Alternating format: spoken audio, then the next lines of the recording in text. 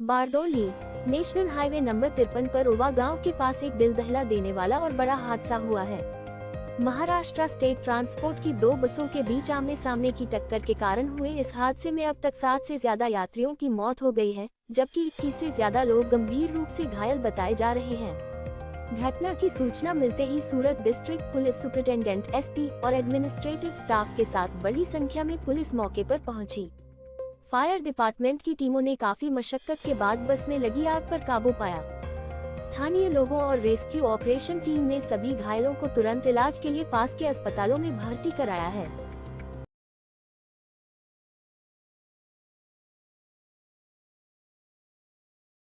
जी sir rolling.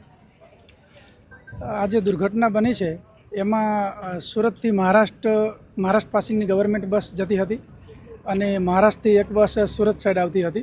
त्यारे बारडोलीथी व्यारा जतो जे national highway छे त्यां बारडोलीथी 6-7 किलोमीटर आगळ एक ट्रेक्टर साथेनुं जे पाणीनुं टेंकर आवे एमां जे सूरतथी महाराष्ट्र जती बस जे छे एने अड़ी गेली अने एमां बेलेन्स बगड़ेलुं एटले आखुं डिवाइडर कूदी अने सामेनी साइड बस जती रहेली। એટલે જે મહારાષ્ટ્ર બાજુથી બસ આવતી હતી એની સાથે એની જોરદાર ટક્કર થયેલી અને આ દુર્ઘટના બનેલી। મહારાષ્ટ્ર બાજુથી જે બસ આવતી હતી એ પલટી ખાઈ અને રોડની સાઈડમાં પડી ગયેલી અને ત્યારબાદ તરત જ એમાં આગ લાગેલી અને આ મેસેજ મળતા જે સારા નાગરિકો હતા એના દ્વારા મેસેજ મળેલા અને તરત જ અમારી સુરતની અને વ્યારાની બંને પોલીસ ટીમ, ફાયર ટીમ અને રેસ્ક્યુની અલગ અલગ ટીમો પહોંચી ગયેલી।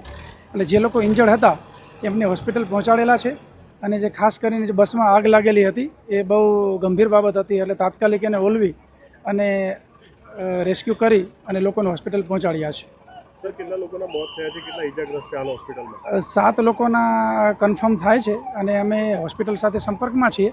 જે ઇન્જર્ડ પર્સન છે એમાં પણ શરૂઆતમાં જેવી ઘટના બની ત્યારે જે પ્રાઇવેટ વાહનમાં સાથે જે સારા નાગરિકો હતા એ લોકો પોતાના વ્હીકલની અંદર પણ અલગ અલગ હોસ્પિટલમાં લઈ ગયેલા છે એવા મેસેજ છે।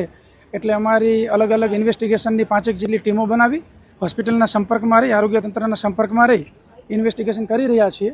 અને ખાસ જે બસ જે છે એ ધુલિયા અને મહારાષ્ટ્રના વિસ્તારની છે એટલે ત્યાંના એડમિનિસ્ટ્રેશન સાથે સંપર્કમાં રહી જે ઇન્જર્ડ પર્સન છે જે મૃત્યુ પામેલા છે એના પરિવારજનો સાથે સંપર્કમાં રહી અને એમને કોઈ જ પ્રકારની તકલીફ ન પડે એ પ્રકારની વ્યવસ્થા ઊભી કરી રહ્યા છીએ કે જેથી ઝડપીમાં ઝડપી જે કંઈ કાર્યવાહી કરવાની છે એ થાય અને એના પરિવારજનોને સ્મૂથલી ટ્રાન્સપોર્ટેશનમાં પણ કોઈ તકલીફ ન થાય એ પ્રકારની વ્યવસ્થા થઈ રહી છે। કેટલા લોકો હોસ્પિટલમાં સર એડમિટ છે, કોઈ ચોક્કસ આંકડો?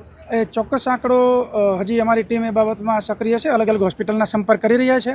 હોસ્પિટલમાંથી વર્દી પણ આવી રહી છે, એ મુજબ અમારી ટીમો રવાના થાય છે અને પણ છતાંય આશરે 20 થી 25 જે છે એવું અહીંયા અમારી ટીમનું માનવું છે કારણ કે શરૂઆતમાં જ બધી ટીમો પહોંચી ગઈ હતી, પરંતુ એવું પણ બને કે જે પ્રાઇવેટ વાહનમાં ગયા હોય એની વિગતો જે મેળવીએ એના આધારે એક્ઝેક્ટ આંકડો ખબર પડશે, પરંતુ અત્યારે પ્રાથમિકતા એ છે કે જે ઇન્જર્ડ પર્સન છે એને તાત્કાલિક સારવાર મળી રહે એટલે કલેક્ટરશ્રીના માર્ગદર્શનની અંદર જે આરોગ્ય તંત્રની ટીમો છે એ પણ સક્રિય થઈ અને જે ઇન્જર્ડ પર્સન છે એને સારી રીતે ટ્રીટમેન્ટ આપી રહ્યા છે।